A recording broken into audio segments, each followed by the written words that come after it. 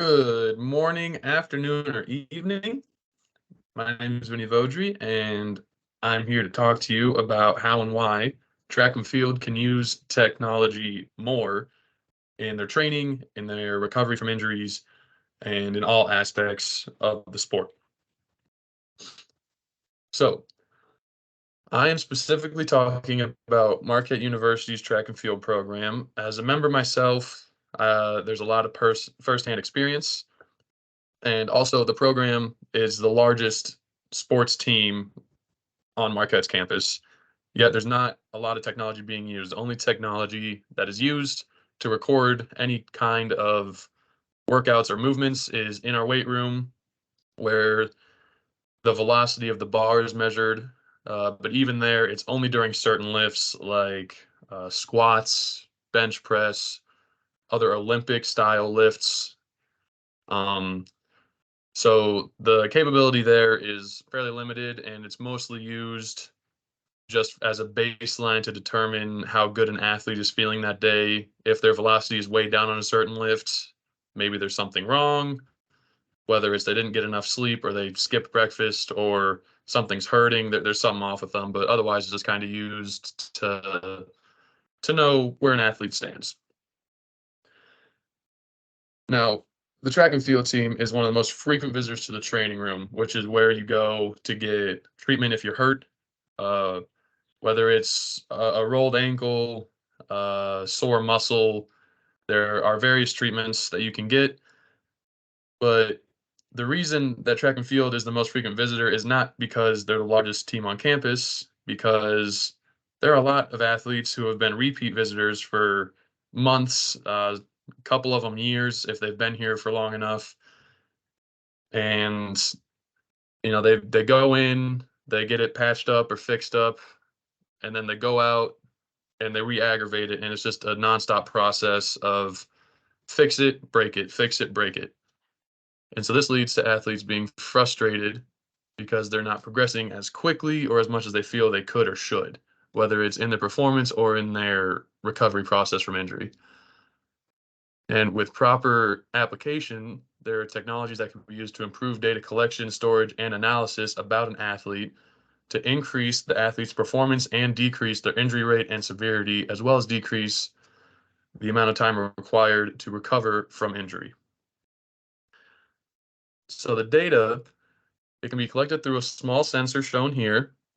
And this sensor is used by Dr. Kip on Marquette's campus to perform research about athletes' movements, and it can collect data at a rate up to 1,000 times per second, and it collects it on 9 different variables.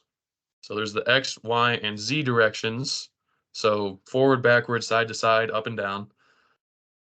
And this sensor is not only capable of that, but it's also an electrical biographical sensor. So it can also measure muscle activation. But for this, we will primarily be looking at inertial measurement. So the acceleration, the angular rate, as well as the position in Earth's magnetic field of the body part or the athlete. Now, it's a lot of data, up to 9 variables at up to 1,000 frames per second. So in a 10-second sprint, that's a heck of a lot of data.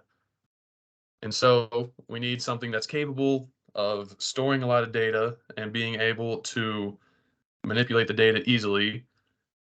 And so I propose that a simple SQL relational database is the way to go. The sensors store data on hard drives. You can then upload that data from the hard drive to a database into SQL. And ideally, there would be a separate table for each athlete and method of collection. So, a table would be named athlete name underscore accelerator and then have XYZ.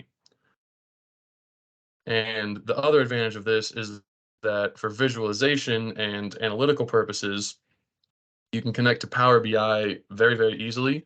Power BI can connect directly to the SQL databases, and it doesn't require exporting it to, say, an Excel file and then re-importing it to another software. Power BI can just connect directly to SQL and can perform all the necessary visualizations straight in Power BI. Now, why a SQL relational database? It stores the data in a way that it can be easily called to and manipulated. It allows for some analysis directly within the software. You can see maximums, minimums, averages, but it just spits out a number. It is capable to rapidly and easily create and delete tables. It's one line of either create table and then the table name or drop the table name. And you're also able to upload large amounts of data at one time, which is a huge advantage because these sensors collect a large amount of data at one time. And it also allows for very fast querying and data manipulation. Other approaches that were considered, NoSQL options are not as good at handling massive amounts of data. They oftentimes require more computing power and time to perform queries. And there's a lot of partitioning in this that NoSQL databases would not be able to reasonably accommodate, as a lot of them use separate clusters for different data chunks, whereas SQL, you don't need a different cluster. You can just keep creating tables, tables, tables. And it's easier to access, it's easier to manipulate them in SQL. So here is kind of a rough implementation of what it would look like. As I mentioned earlier, the table names, you would have the athlete name and then the type of data collected. So XYZ direction, a timestamp, so you can determine, what workout, what day of the week the data is collected from, as well as the body part it was attached to, because you can attach multiple sensors to one athlete. If it's a sprinter, maybe you want to attach one to each leg. If it's a thrower, maybe you'd rather have one at the base of their spine and then another one on their shoulders. And so you have the body parts, you can determine that, the timestamp to determine during what workout the data is being collected for.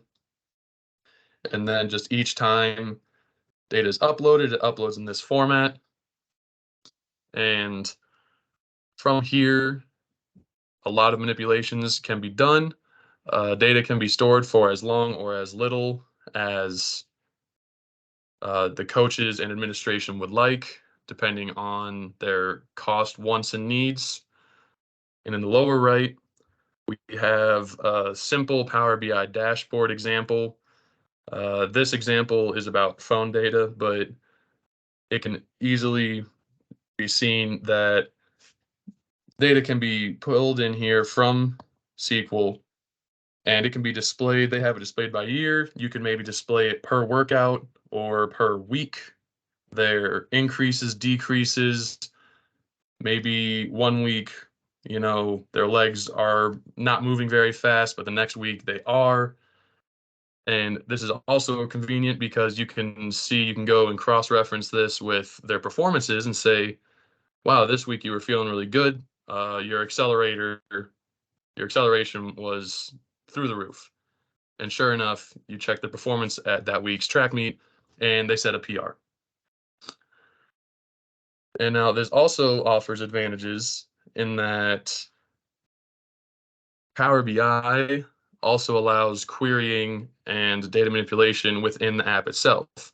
It uses a different language. It uses DAX, so people would have to learn that, but it allows for a lot of individualization of the charts and graphs seen. So if you want to only show data for a certain time frame for a certain body part, it's possible to do all within Power BI without having to sit there and clean the data beforehand from within SQL and then export it and then re-import it.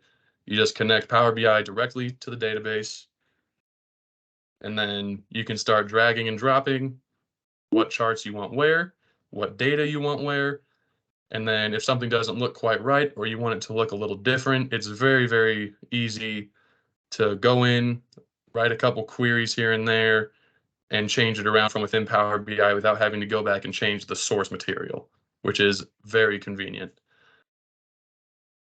And so that is my proposal for why Marquette Track and Field should use more technology, as well as how the technology and what the technology is and could be implemented.